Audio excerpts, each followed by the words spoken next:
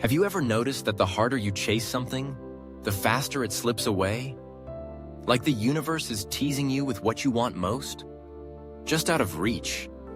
But what if the problem isn't what you're doing? It's who you're being. Have you ever felt that the more you chase something, the more it drifts from your reach? Like a mirage on the horizon, always visible but never quite graspable. You hustle, you strive, you stretch yourself thin. But the success, the love, the peace you crave, they elude you. It's as if the universe is playing a quiet game of hide and seek with your deepest desires. There's an ancient truth hiding in plain sight. Desperation is the greatest repellent of all miracles. Neville Goddard, a mystic thinker from the last century, whispered this wisdom long before it became popular. He understood what few do today, that the energy we emit while seeking something determines whether it draws closer or slips further away.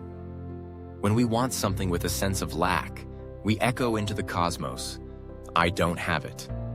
And the universe, like an impartial mirror, whispers back, "Indeed, you don't." But there's a way to reverse this current, to stop being the chaser and become the magnet, not through frantic action, not by brute force, but by changing who you are being. You see, the truth about manifestation is this: it doesn't arise from effort, it arises from identity, from state of being. It begins within. Desire alone isn't power. Wanting is not the same as having. True creation happens when you become the person who already has what they seek. Not by pretending, not by chanting affirmations through gritted teeth, but by stepping into a frequency of fulfilled being. Pause and reflect. Think of something you desire right now. More money, a partner, health. How would you feel if that thing was already yours? Really sit with it. Picture the relief, the joy, the certainty. Let your breath slow. Let your shoulders relax. Let your mind soften into the reality of already being there. This feeling is the key, because the outer world only reflects the inner. The mirror of life cannot change until the source your consciousness does. The paradox? You must feel complete before the thing arrives. Most people wait for the money to feel secure. Wait for the love to feel worthy. Wait for the success to feel confident. But this order is reversed. You must feel secure, worthy, and confident, and then the manifestations align. There is always a space between desire and materialization. A silence, an interval. Many fear this gap, seeing it as a void. But it is not a punishment. It is a preparation. Like a seed germinating beneath the soil, invisible but alive.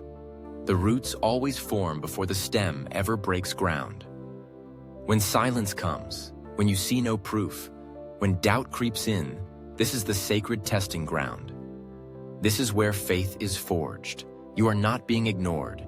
You are being restructured. Reality is recalibrating around your new identity. Don't dig up the seed. Stay in the state. Feel it again. Anchor yourself. When anxiety arrives, breathe and remember. It is already done. The shift has happened within. Now, consider this.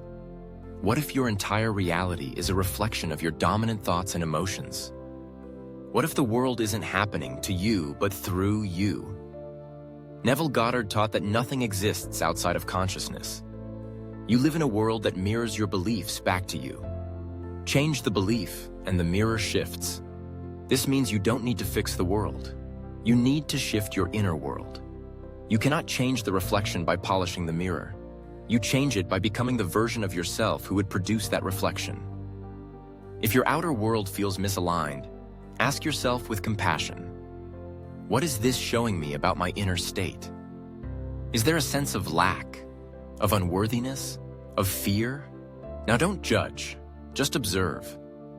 Awareness is the first alchemy.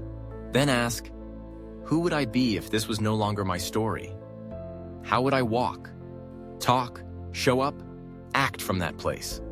Start with small choices. Wear that energy in everyday moments. When you speak, speak from that version of you. When you choose, choose as they would. You don't need to overhaul your life overnight. But each moment you return to the state of already having, you draw the future into the now. Here's the mistake most people make. They visualize, they feel it, and then they wait. They watch the clock, they refresh the results. And soon, they drop back into the old identity of not having. And when that happens, the energy shifts. The mirror reflects back lack once again. Manifestation requires energetic consistency. Think of an actor playing a role. If you were cast as someone who is abundant, healthy, and loved, how would you live? How would you breathe? How would you treat others? Play the role not to pretend, but to reveal who you truly are. Your highest self is not a fiction. It is a frequency. Most people are trapped in a cycle of becoming, waiting to be ready, waiting to be worthy. But worthiness is not something to earn. It is something to remember. And time? Time is a trickster. To consciousness, there is no past or future.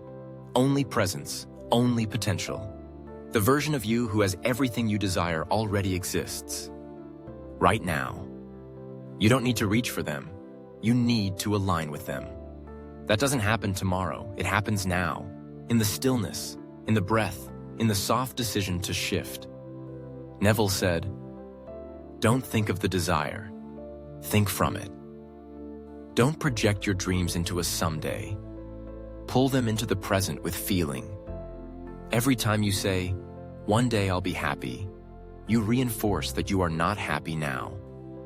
The universe listens to your frequency, not your words. Now imagine this. Before bed tonight, you revisit a painful memory. But instead of replaying the hurt, you revise it. You imagine a peaceful outcome, a resolution, a moment of love or acceptance. And in doing so, you rewrite the emotion attached to it. You change not the facts, but the feeling. And with that shift, you alter the trajectory of your life. Because your past only lives on through the emotions you keep. You are not trapped in your history. You are the author of your becoming. Many have walked this path. Not gurus, not saints, just people. People who dared to feel differently. Neville collected their stories proof of what is possible. A woman imagined getting a job that didn't even exist.